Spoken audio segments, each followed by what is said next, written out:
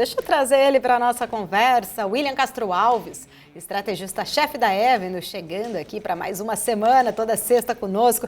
Seja bem-vindo, Will. Bom dia. Fala, Paula. Fala, pessoal da BMC. Muito bom dia. Prazer estar aqui, jogando a câmera aqui para baixo para conseguir olhar vocês diretamente. Obrigada, Will. Vamos lá, né? Mais uma turbulência dos bancos hoje, ações aí, bancos europeus caindo bastante, né? Acho que pontualmente por conta dessa questão do Deutsche Bank, que a gente falou até mais cedo, mas os bancos americanos sofrendo reflexo também. Muitas incertezas ainda, né, Will? A gente viu o Fed subindo juros esta semana, mas eu queria entender a sua visão, né, principalmente em relação a essa questão dos bancos. Será que isso pode ser só o começo, né, Will, de novo, dessa outra preocupação voltando? A princípio parecia ser algo mais pontual, porém a gente vai vendo aí uma grande aversão em relação aos bancos como um todo, né? Não, exato, Paula. Parece aquele áudio do Galvão Bueno, né? Ninguém sabe de nada, ninguém sabe para onde vai, né? Terminamos a Copa, né? Que ele fala aquele áudio. Mas uma das coisas que deu para ver foi no próprio comentário, nos comentários recentes aí tanto Janet Yellen, Jeremy Powell, eles trouxeram uma indicação para a economia, mas também eles trouxeram mais incerteza. Essa que é a verdade. O Banco Central americano, ele mudou o seu statement de juros, né? Ele retira, né? Isso aconteceu nessa semana, na quarta-feira, ele retira a palavra ongoing hikes, né? Ou seja, aquela ideia de eu vou continuar aumentando os juros, ele troca isso para eventual aumento de juros e para alguns aumentos de juros olhando para frente, mas não constantes, indicando o seguinte, olha, talvez tenha mais aumento, mas enfim, o juro deve parar logo, né? Não deve subir tanto, tá? E isso foi visto como positivo logo no início, tanto é que a bolsa sobe ali isso eu estou falando assim, gráficos de 5, 10 minutos, né? Depois da decisão do Fed na quarta-feira.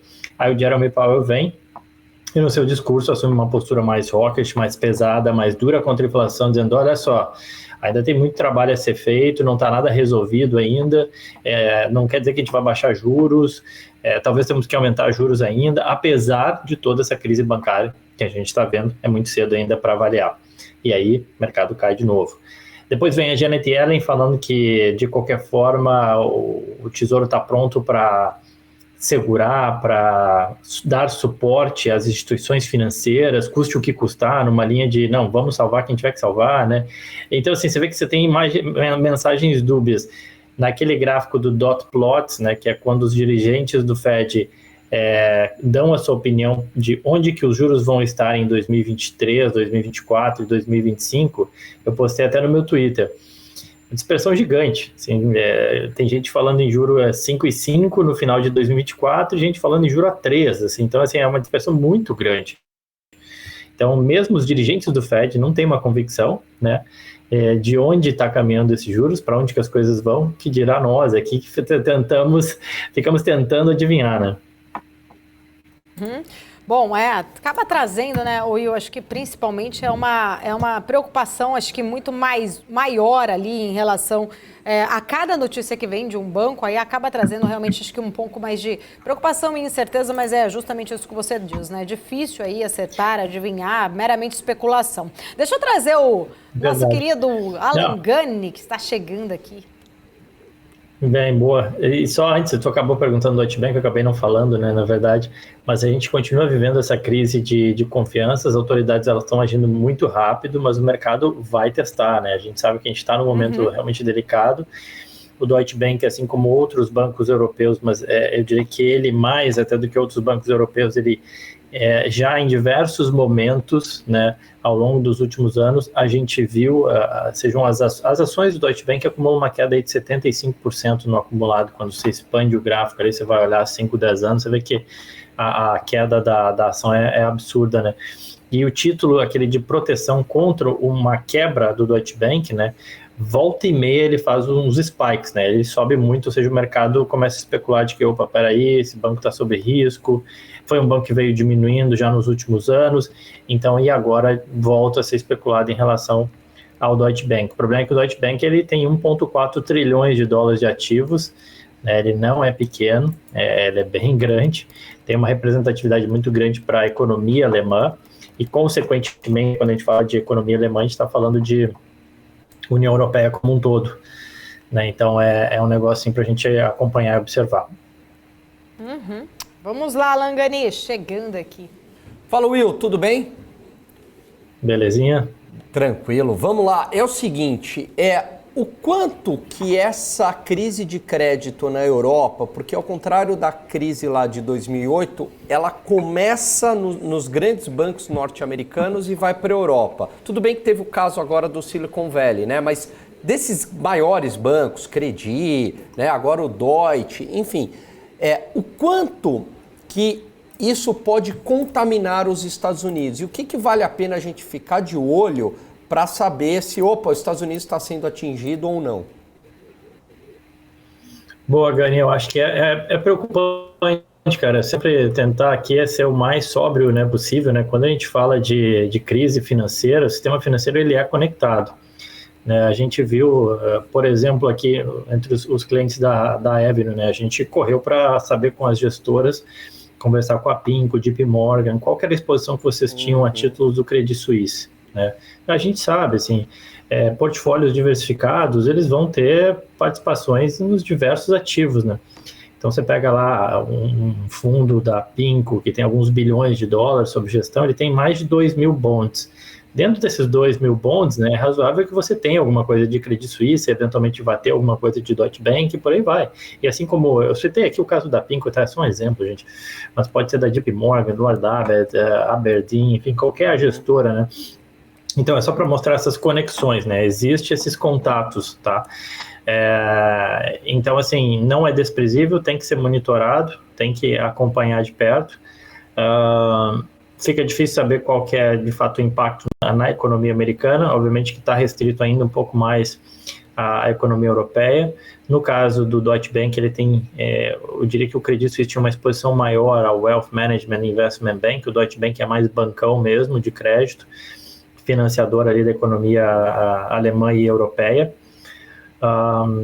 Então, assim, de novo, é uma coisa para ser observada e não negligenciar, porque não cabe aí, no caso, as autoridades americanas salvarem o Deutsche Bank, né? Mas eles vão agir, assim como já agiram, já falaram que vão agir para tentar acalmar o mercado e parece que a mensagem que foi dada até agora é o seguinte, 2008 foi muito dolorido, então a gente quer evitar que aconteça um 2008 novamente, né? Ou seja, a quebra de um grande banco que acabe puxando o sistema todo para baixo, né?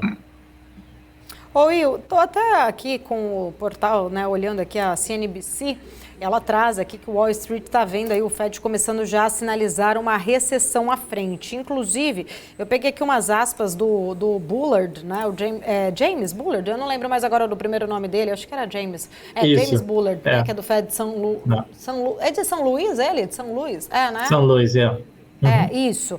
Ele traz aqui, trazendo aqui, fala que apesar dos bons sinais, a inflação continua muito alta e os dados macroeconômicos mais fortes do que se esperava. Falou que os reguladores podem fazer mais para reduzir esse estresse financeiro. Falou que o Fed deu a resposta apropriada, rápida ao estresse bancário e assim foi possível manter o foco na inflação, né? Trazendo aqui mais uma visão dele, falou que o caso do Silicon Valley Banking é muito incomum, com poucos bancos em situação similar. Até aqui, mercados aprovando o acordo que foi feito, inclusive, em relação ao Credit Suisse. Mas eu queria entender, né, principalmente essa aspas aqui que eu estava olhando no CNBC, do Wall Street vendo aí, começando a ver que o Fed está sinalizando uma recessão à frente. Qual que é a sua visão em relação a isso, Will? Eu diria que assim, ainda não está tão claro, tá? Quando você pega lá as projeções do Fed que foram dadas na quarta-feira, ele ainda fala em crescimento, né? Um crescimento menor, né? Até a tônica, enfim, dessa projeção que foi dada em março foi menos crescimento, tanto para 2023 quanto para 2024, um pouquinho mais de inflação e, consequentemente, juros se mantendo alto ali por um período maior, né? É mais ou menos essa a tônica. Ainda não admitindo, né, de forma proativa que vai ter, de fato, uma recessão aqui nos Estados Unidos. Mas a gente começou 2023 com essa sombra, com esse fantasma de que podemos ter uma recessão nos Estados Unidos. uma crise de crédito, importante que se fale, né, pelo menos uma crise no setor financeiro. O que ela tende a gerar? Ela tende a gerar uma contração de crédito. Por quê? Os bancos, né, com receio de que vão tomar mais saques, eles tentam preservar um pouco mais de caixa, né, preservar um pouco mais de liquidez.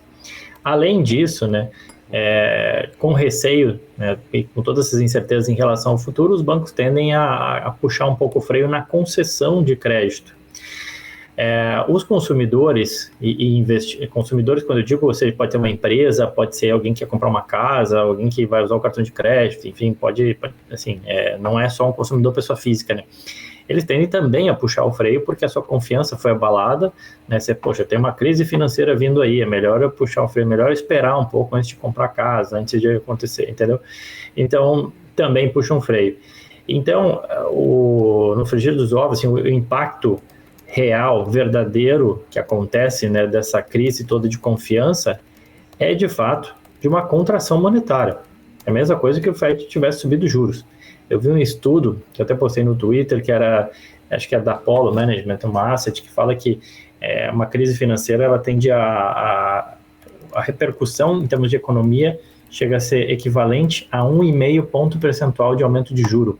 É bastante coisa, né? Como se o juro nos Estados Unidos fosse para 6,5, né? É bastante coisa. Não dá para cravar. O Jeremy Powell foi perguntado exatamente sobre isso, né? E ele falou exatamente isso, que tem impacto, só que não tem como dizer qual que é o impacto.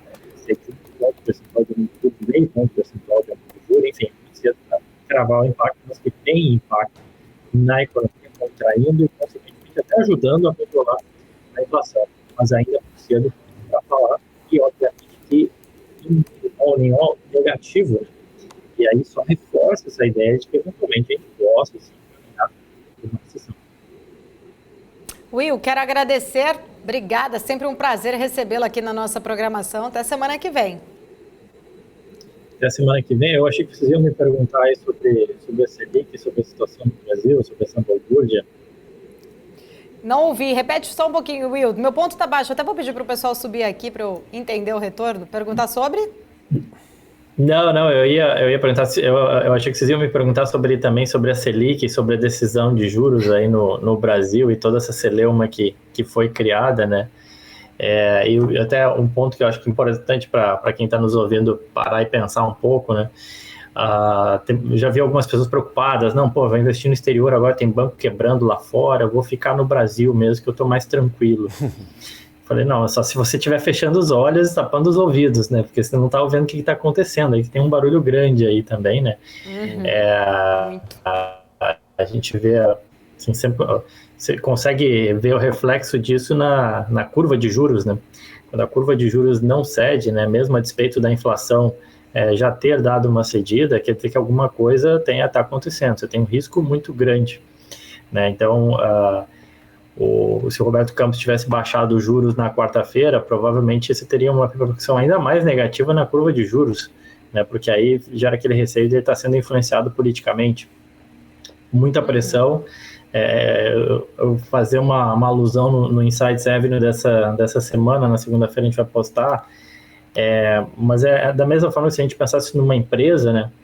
Quando você tem o CEO e o tesoureiro e o CFO não se entendendo muito, né? Poxa, esse negócio não tende a dar muito certo, né? Então, e normalmente quando a gente vê esses desarranjos, né, de economia nacional, cedo ou tarde isso acaba estourando, né, no câmbio. Então, só muito cuidado com essa percepção de, não, estou tranquilo investindo todo o meu capital no Brasil. Não é bem assim, tá, gente? Com certeza. Principalmente colocando aí, né, o velho, é até clichê falar, né, mas falar aí, colocar os ovos em cestas separadas, né, Will? Will, quero agradecer, Exato. Obrigada, sempre um prazer. Beijo para você, até semana que vem. Valeu, gente, abração. Até mais, tchau, tchau.